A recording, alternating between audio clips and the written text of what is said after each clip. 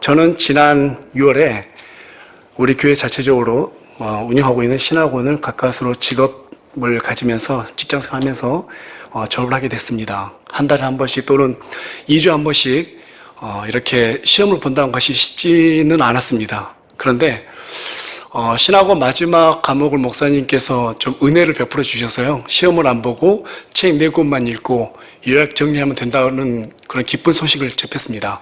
그래서 책 4권 읽고 요약 정리하는 거 어렵지 않지라고 생각하고, 정말 아껴가면서 하나하나씩 그 글자들을 읽어가면서 많은 열정도 갖게 됐고, 또 반성도 하게 됐고, 또 어떻게 살아야 되겠구나라는 그런 어떤 동기를 얻을 수 있는 그런 좋은 시간들이었습니다. 그런데 그 책들을 읽으면서 제 안에 기쁨도 있어야 되고 또 열정도 더 싹트야 되는데, 그렇지 않고 오히려 좀 우울해졌었어요. 도대체 이렇게 영적으로 민감하고 그렇게 우울한 이유가 무엇일까라고 혼자 많은 생각을 해봤습니다. 나중에 생각을 해보니까 깨달았던 것은 뭐였냐면, 제가 제 스스로 저에 대한 신앙을 보고 또 그 책에 나타난 많은 그리스도인들의 소개하고 있는 그 책에서의 인물들과 그 책의 저자들과 저를 비교해 보니까 제 스스로가 영적인 박탈감을 느꼈다라는 것입니다. 그러면서 이거에 대해서 어떻게 좀 이 우울감을 제가 이겨낼까라고 고민하는 중에서 제가 스스로에게 떠올렸던 한 가지 우화가 생각이 났습니다. 그것은 여러분들께서도 잘 아시다시피 토끼와 거북이라고 하는 그런 이야기였어요. 거북이는 자신이 느리기 때문에 목표 지점을 향해서 죽을 힘을 다해서 쉬지 않고 열심히 달려갔습니다. 그러나 토끼는 자신이 거북이보다 우월하다는 것을 잘 알고 있었기 때문에 거드름을 피우다가 낮잠을 쿡쿡 잤죠. 그러다가 거북이에게 결국에는 추월을 당하고 경주에서 지고 말았다는 이야기입니다. 그 이야기를 생각하면서 제가 얻은 교훈 중에 하나는 뭐였냐면, 거북이의 목표는 오로지 결승 지점이었습니다. 그런데 토끼의 목표는 바로 결승점이 아니라 거북이였다라는 것입니다. 어쩌면 내가 신앙을 지금 이렇게 항상 어려움에 극복하지 못하고 그냥 그렇게 가다가 넘어지고 또 다시 이뤄지고 이런 것들이 반복한 이유가 무엇일까 곰곰이 생각해보면, 어쩌면 제 목표는 우리 주 예수 그리스도라고 말은 하지만 사실상은 눈에 보이는 많은 환경들이고 또 주위의 사람들이 아니었을까, 거기에 대해서 내가 안주하지 않았던가, 이런 생각들을 많이 해보게 되었습니다. 오늘 본문 말씀에 있는 이 빌립보서에서도 두 종류의 그리스도인을 발견할 수 있습니다. 그리스도를 믿는 믿음의 목표를 두고 사랑으로 사람들에게 복음을 전하고 또 바울의 선교 사역을 지지해주는 그러한 그리스도인이 있었는가 하면, 반면에 지식의 오만함에 빠져서 논쟁과 다툼으로 그리스도를 선포하고 십자가의 원수로 걸으며 자신을 배를 채우게 급급한 그러한 그리스도인들이 있었습니다. 다시 말해서 구원은 받았지만 목표가 서로 다른 두 종류의 그리스도인을 발견할 수가 있습니다. 어느 날의 교회에도 이 같은 두 종류의 사람들이 너무나 많습니다. 왜 그런 현상이 날로 더해 가고 있을까요? 신앙을 추구하고 있는 그런 목표가 다르기 때문 아닐까요? 지난 2주간 목사님께서 설교했던 그 제목이 급진적으로 사랑하기, 좋은 사람 되기 라는 주제로 주일에 설교를 해주셨습니다. 또 오늘은 나무는 열매로 안다라는 주제로 설교를 해주셨는데요. 이 모든 주제를 잘 보면은 바로 그리스도인의 성장의 목표를 두고 전달한 메시지였습니다. 그러한 관점에서 완전한 하나님의 말씀인 킹 제임스 흥정역을 우리가 사용하고 있고 또 바른 교류의 설교를 듣고 있으면서도 그런 생활을 하고 있으면서도 우리 사랑침례교회 성도님들이 저를 비롯해서 우리가 얼마나 구체적으로 하나님을 믿고 따르고 있는가, 이 부분에 대해서 좀 점검해 보면 좋겠다는 생각이 들어서 오늘은 그리스도의 목표와 삶의 자세라는 주제로 말씀을 선포하도록 하겠습니다. 좀 전에 읽은 빌립보서는 이 땅에 소망을 두고 자신의 배를 채우며 오히려 그리스도의 십자가를 원수로 살아가는 그리스도인들을 안타깝게 여기면서 사도 바울이 로마 감옥에 갇혀있는 상태에서 에바브로 디도를 통해서 전달한 서신서입니다. 특히 그 중에서 어느 본문 말씀인 빌립보서 3장은 사도 바울이 그리스도인들에게 그리스도를 믿는 믿음의 목표가 무엇이며 또 성도가 어떠한 자세로 삶을 살아가야 하는가에 대해서 자세히 기록한 서신입니다. 큰 관점에서 빌립보서 3장은 1절부터 11절까지는 그리스도의 과거에 대해서 얘기하고 있습니다. 그리고 12절부터 16절은 현재에 대해서 얘기하고 있고 16절부터 21절 마지막 말씀까지는 바로 그리스도인의 미래에 대해서 얘기하고 있습니다. 먼저 4절에서 6절을 보면 사도 바울은 자신이 어떤 육체보다도 우월했고 또 종교적으로 흠이 없는 사람이었다라고 소개하고 있습니다. 게다가 열정이 대단한 사람이라고 자기 자신을 그렇게 소개하고 있는 것을 볼 수가 있습니다. 그런데 아이러니하게도 열심과 율법의 의가 서로 만나는 그런 교차 지점에서는 6절에서 설명하고 있듯이 교회를 핍박하는 것이었습니다. 사도행전 8장 3절과 갈라디아서 1장 13절에서도 교회와 그리스도인을 심하게 핍박했다는 사실을 성서는 다시 한번 증명해 주고 있습니다. 따라서 구원받기 이전의 바울의 목표는 바로 인간이 만들어 놓은 어떤 전통과 교리를 따르는 것이었고 또 그리스도인들을 핍박하는 것이 그의 목표였습니다. 그런데 그가 8절 말씀을 보면 예수 그리스도를 알게 되자 자신이 자랑할 모든 것을 배설물로 여겼다고 고백하는 것을 볼 수 있습니다. 또한 과거에는 이방인들을 개라고 불렀어요. 그랬던 그가 2절에 보면 유대교 종교인들을 오히려 개라고 부르면서 그들을 경계하러까지 권면하고 있습니다. 이것이 어찌된 일입니까?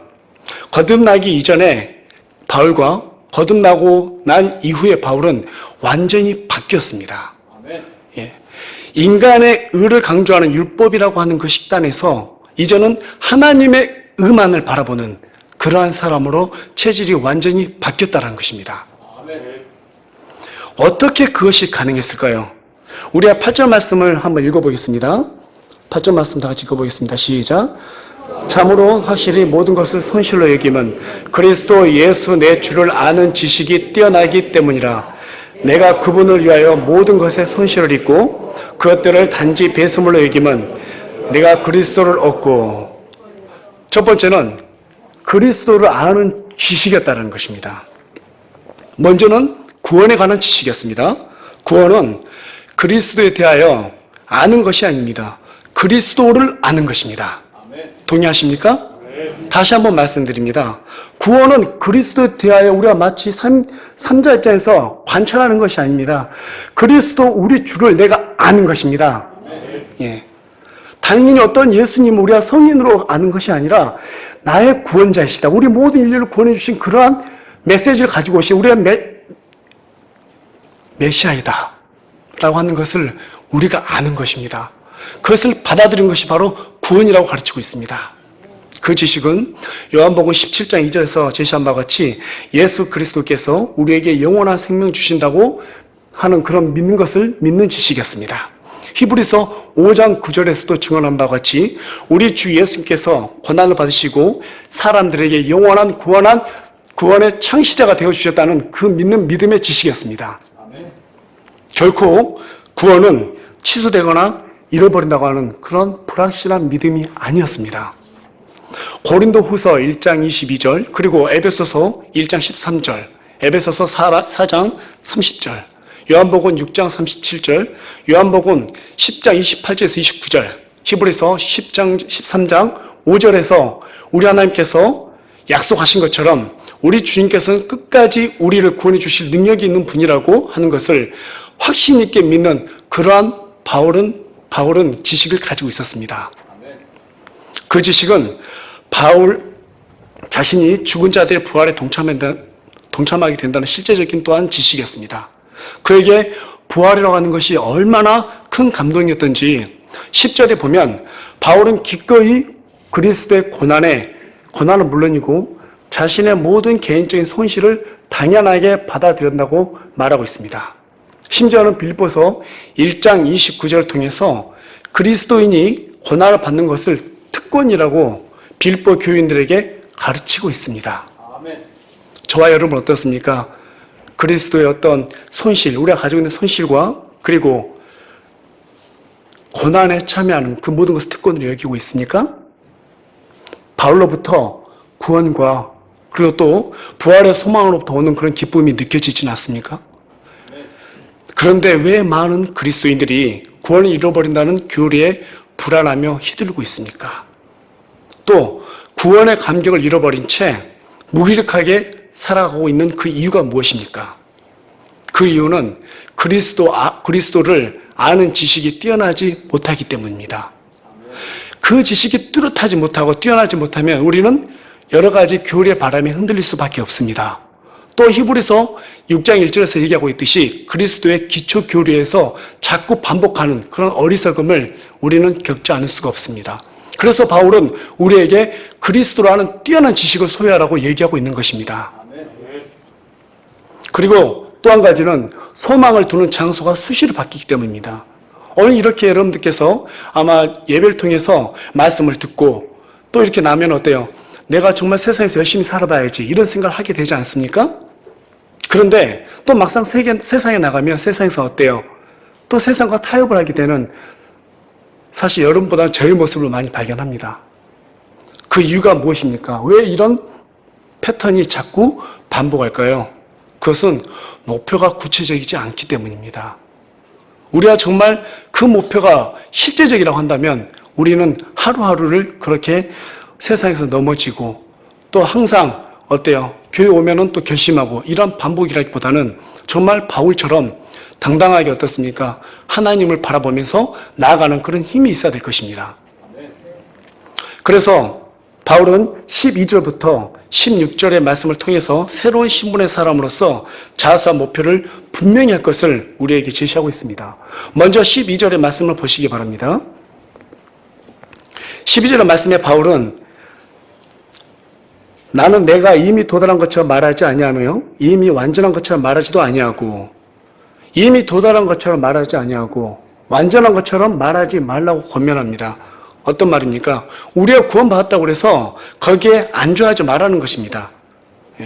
이것은 구원에 대해서 말하는 것이 아닙니다. 성화에 대해서 얘기합니다. 그리스도인들의 삶과 사역에 있어서 성장과 진보하라고 하는 그런 격려의 말인 것입니다. 그런데 어느 날 많은 그리스도인들의 모습을 보면 구원받았으면 그것으로 다 이루었다고 생각하는 것을 그러한 사람들을 적지 않게 보게 됩니다.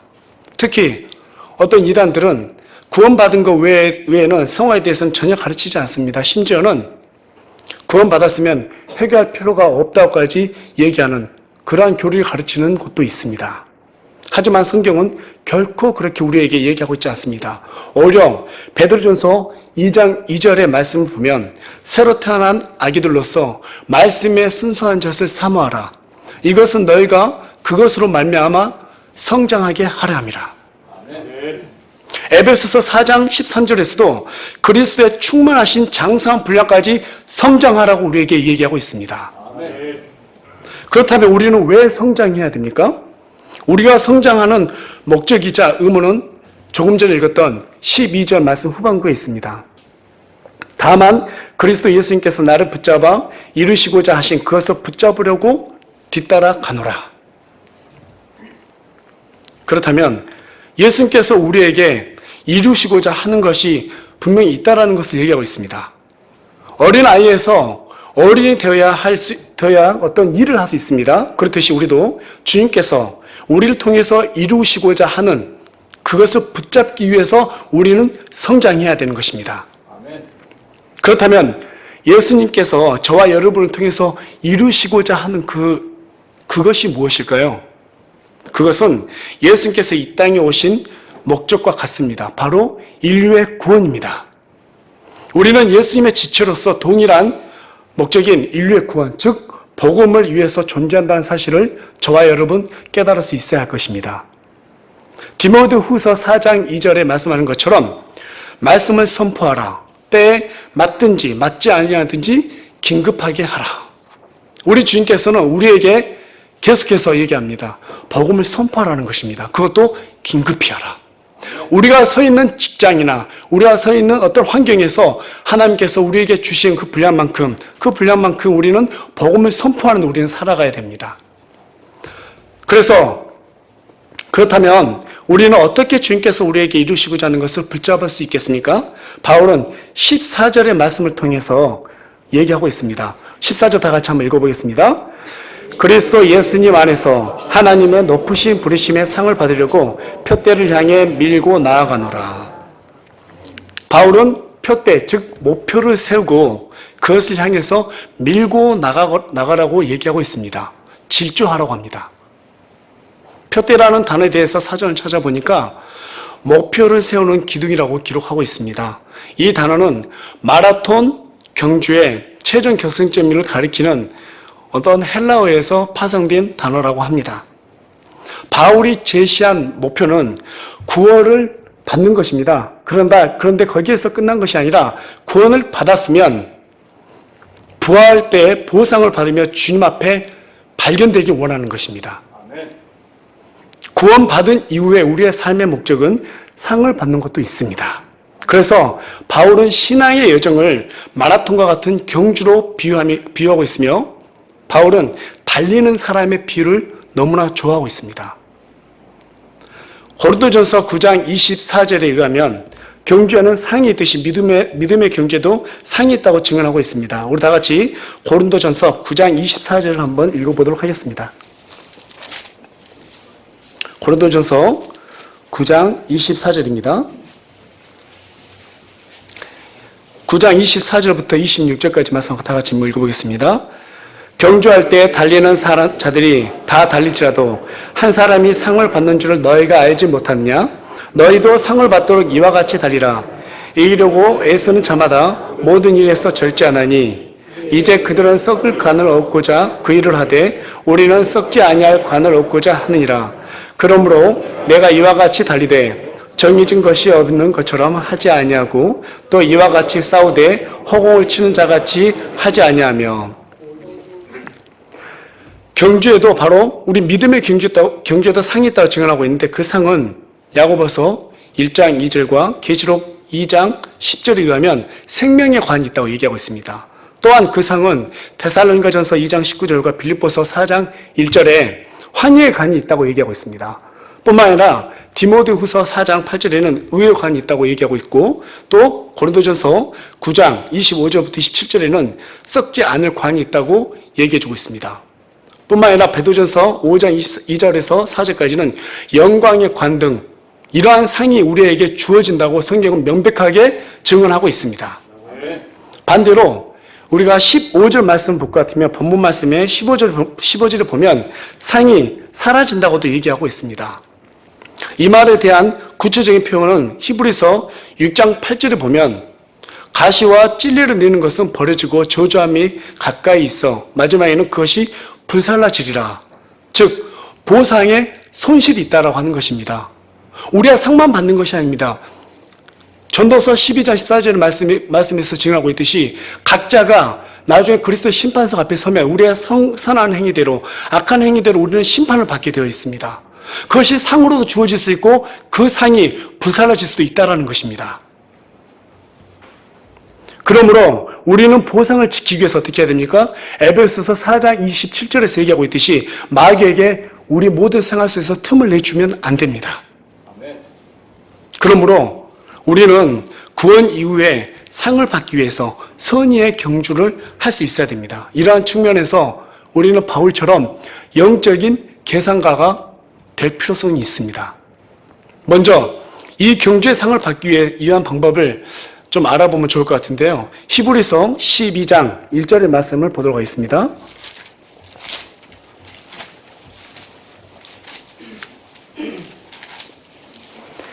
히브리서 12장 1절의 말씀에는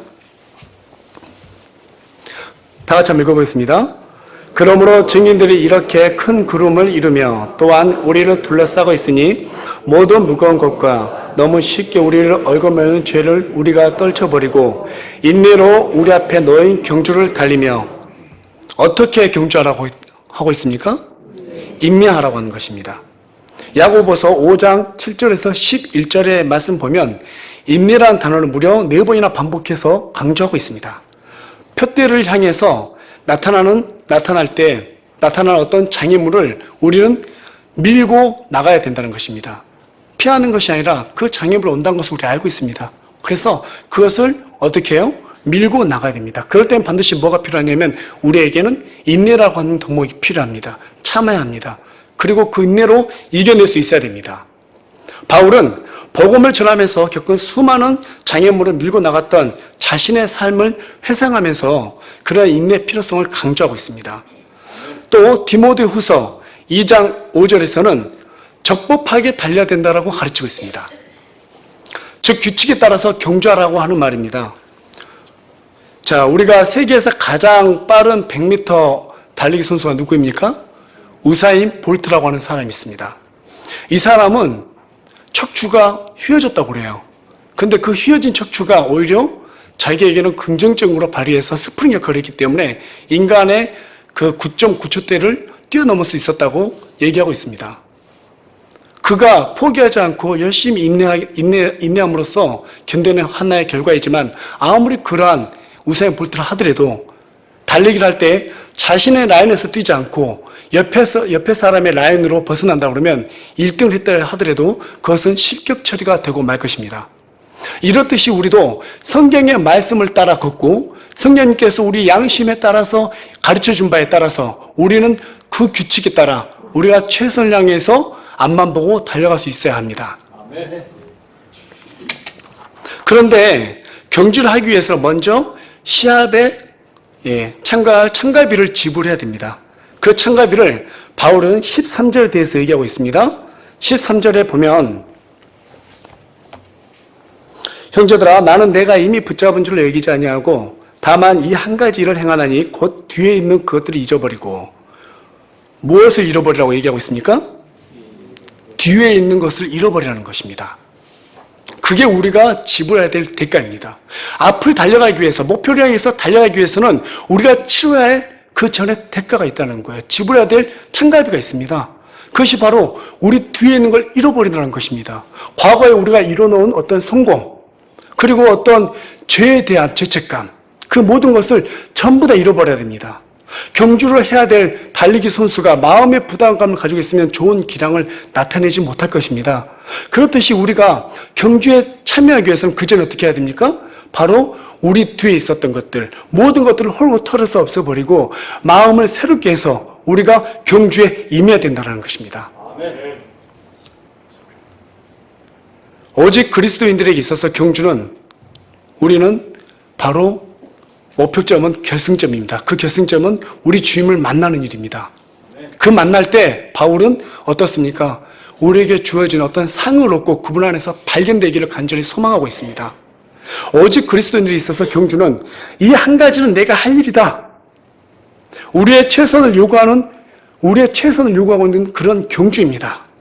일부는 세상에 마음을 두고 또 일부는 우리 예수님께 마음을 두고 이런 양다리를 거치고 나아가는 것이 아니라 우리는 오직 그리스도 이 한 분을 선택하고 그리스도께서 우리에게 원하신 바를 우리가 알고 그것을 향해서 묵묵하게 뛰어가는 그러한 경주입니다.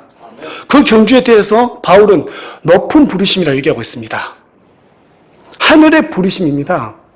만약 우리가 이 세상을 위해서 산다면 우리는 높으신 부르심에 따른 그런 상을 잃어버리고 말 것입니다. 만약 저와 여러분이 그리스도의 영광을 위해서 그러한 주님을 위한 인생을 살아가겠다고 결심했다면 이제 우리에게 남은 일은 열심히 질주하는 일만 남아 있습니다. 뒤를 돌아보지 않고 열심히 뛰는 것입니다.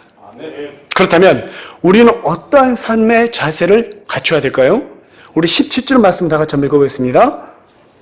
형제들아 너희는 함께 나를 따르는 자가 되고 또 너희가 우리를 본보기로 삼은 것 같이 그렇게 걷는 자를 주목하라.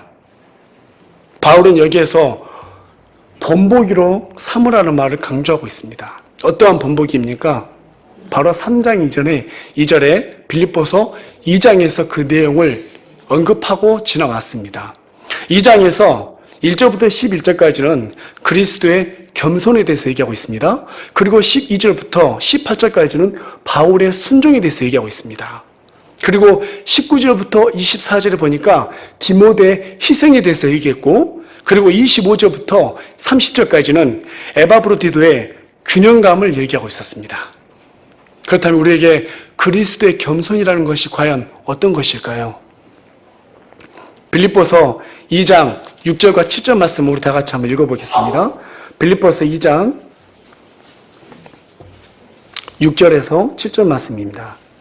그분은 하나님 형체로 계심으로 하나님과 동등함을 강탈로 여기지 아니하셨으나 스스로 무명한 자가 되사 자기 위에 좋은 형체를 취하시고 사람들의 모습으로 되셨으며. 우리 오늘 읽은 본문 말씀 3장 2절에 여기 한마디 나옵니다. 그게 뭘까요? 2절에 보면 개라는 말이 나오죠. 우리도 마찬가지죠. 유대교 종교인들이 다른 이방인들 또는 다른 종교인들을 봤을 때는 개로 취급합니다.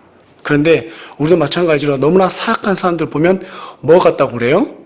예, 개 같다라는 표현을 씁니다. 네. 그런데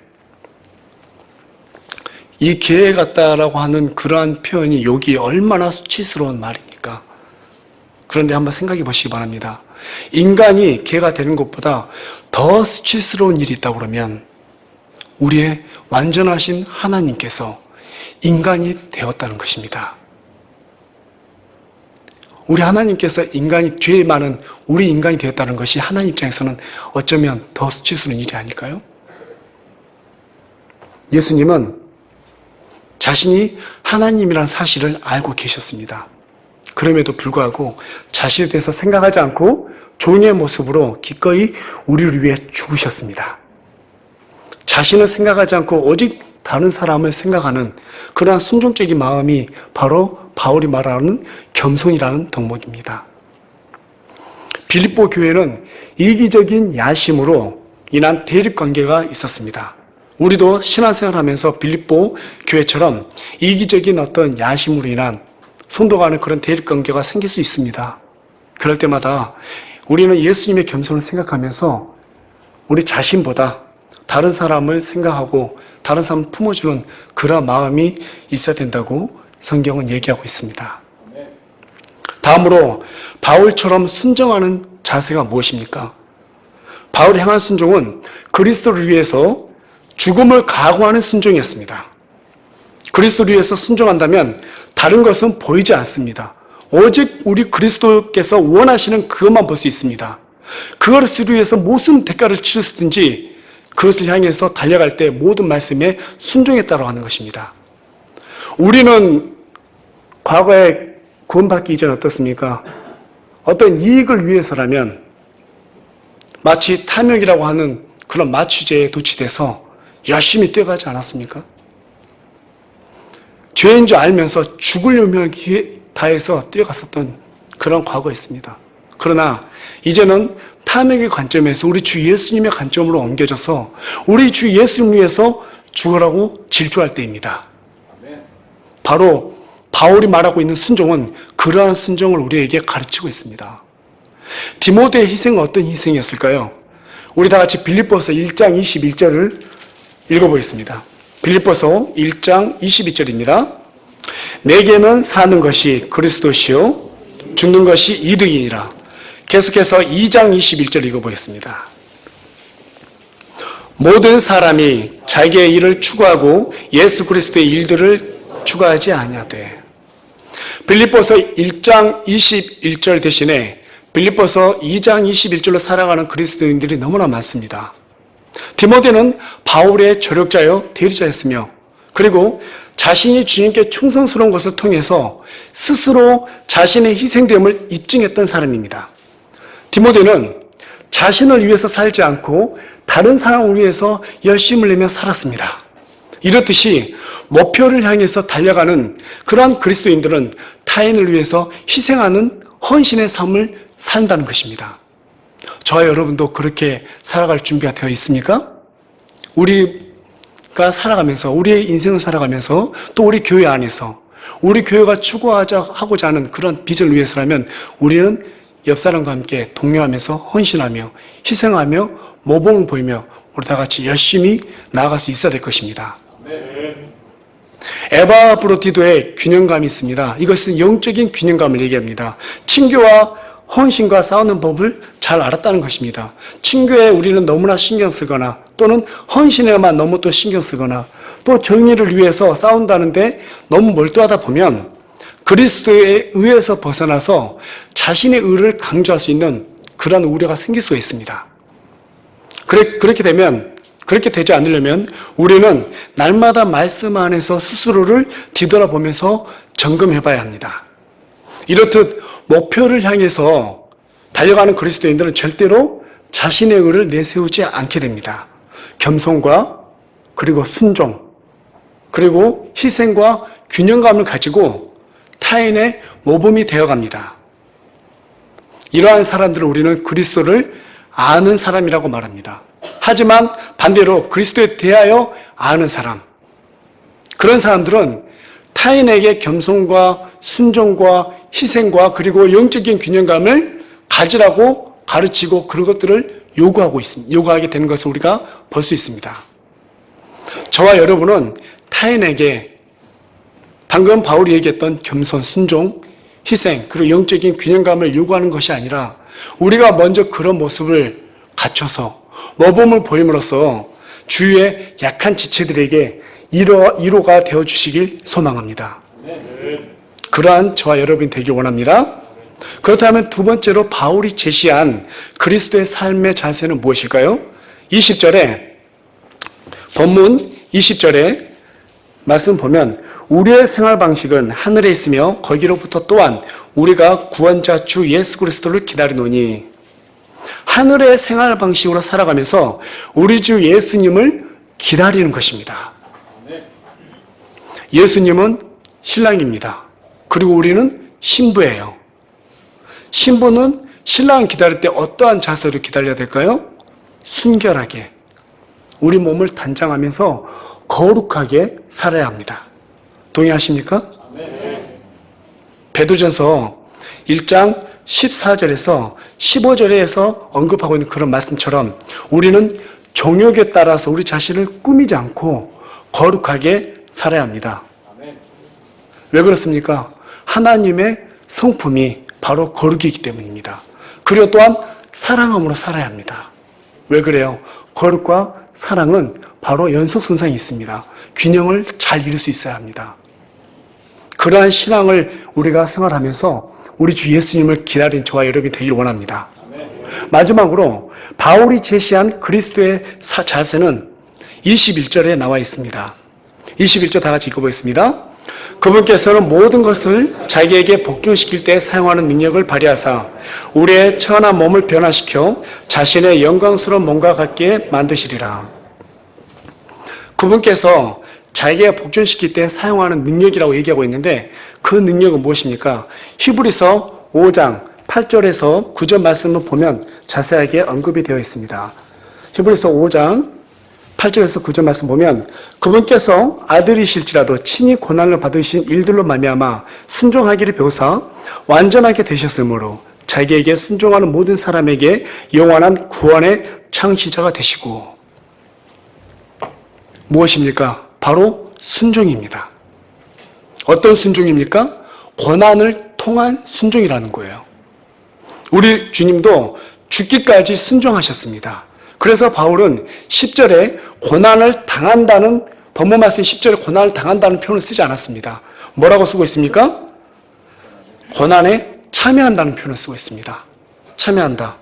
무슨 말이냐면 우리가 그리스도의 복음을 전하면 당연히 세상 사람들로부터 오는 핍박이 있습니다. 그 핍박을 예상하면서도 복음을 전하는 태도를 얘기합니다. 기꺼이 알면서도 그 고난을 우리가 당한 줄 알면서도 그것을 우리가 뛰어드는 겁니다. 다시 말해서 고난을 참여하는 것이죠. 고난을 초대하고 있는 것입니다. 바울은 그러한 순종을 얘기하고 있습니다. 바울이 어떻게 고난에 참여했습니까? 죽으라면 죽으리라고 하는 그러한 각오로 참여했습니다. 그는 매를 맞아 죽을 고비를 수차 넘겼습니다. 돌에 맞아 죽다 살아났습니다. 배를 굶주리고 추위에 시달려 했습니다. 복음을 전하기 위해서 여러 나라에 다니면서 여러 가지 풍토병을 얻어서 너무 힘든 삶을 살아왔습니다. 그럼에도 불구하고 그는 계속해서 복음을 전하기를 그치지 않았습니다. 육체를 오히려 포기한 채 한 걸음 한 걸음 다가가면서 나중에 어떻게 됩니까? 순교를 당하게 됩니다. 죽을 것을 알고 전진한 것입니다. 고난에 우리가 참여한다라고 하는 그 표현은 바로 이 바울처럼 이러한 경우 죽음을 각오하는 그러한 순종인 것입니다. 세상아, 내가 나를 버리려느냐? 그렇다면 나도 너를 버리리라. 라고 외친 어떤 순교자처럼 우리도 더 이상 세상의 목표를 두지 않고 오직 우리 주 예수 그리스도를 위해서 살아가겠노라고 하는 그렇게 다짐하는 저와 여러분이 되길 간절히 소원합니다. 이제 말씀을 정리하겠습니다. 우리는 구원을 받기 이전에는 우리 육신의 소욕을 따르면서 육체를 신뢰하면서 자랑하면서 어떤 세상에서 성공하는 데 목표를 두고 살아왔습니다. 그러나 구원받은 이후의 삶은 주님께서 우리를 통해서 이루시고자 하는 일이 있다라는 거예요. 그 일에 우리가 동참하고 그 일로 하여금 보상을 받는 것이 우리가 추구해야 될 목표입니다. 구원받는 것을 마치 보험에 들어놓은 양 더 이상 현실에 안주해서는 안 될 것입니다. 우리의 과거의 자랑거리들과 죄들로 얼룩진 모든 육적인 것들을 잊어버리고 오직 우리 주님의 영광을 위해서 열심히 달려가야 합니다. 지금 이때는 어떤 때입니까? 마지막 때입니다. 시계판으로 말하면 우리 목사님께서 말씀하신 것처럼 11시 59분까지 와 있습니다. 그렇다면 우리의 목표는 더더욱 분명해져야 됩니다. 이제는 그 목표를 위해서 우리가 가다시다 넘어지고 이런 걸 반복하지 않고 우리 주님을 위해서 바울처럼 묵묵히 밀고 나가고 그런 장애물을 만날 때마다 인내하며 견디며 우리 주님을 위해서 죽기까지 순종하는 그런 자세를 우리가 갖출 수 있어야 할 것입니다. 사람들은 세상 일에는 프로로 살기를 원해요. 왜 그렇습니까? 인정받기 위해서 그렇습니다. 하지만 하나님의 일을 위해서는 프로로 살아가려는 그러한 일에는 관심을 두지 않습니다. 우리는 뚜렷한 그리스도 예수님이라는 목표를 두고 말씀 앞에 우리 자신을 복존시킴으로써 겸손, 순종, 희생, 그리고 영적 균형감을 가지고 열심을 다해서 그렇게 목표를 향해서 묵묵히 누가 뭐래도 묵묵히 거북이처럼 목표만 바라면서 걸어갈 수 있는 빨리 못 가도 절대로 멈추지 않고 걸어가고 달려갈 수 있는 그러한 저와 여러분이 되길 원합니다. 그래서 마지막에 우리 주님을 만났을 때 그리스도의 심판석에서 잘했다, 충성된 종아. 얼마나 감동적입니까? 잘했다, 충성된 종아. 내가 너를 기다렸다. 그런 칭찬을 듣는 저와 여러분이 되길 간절히 원합니다. 기도하시겠습니다.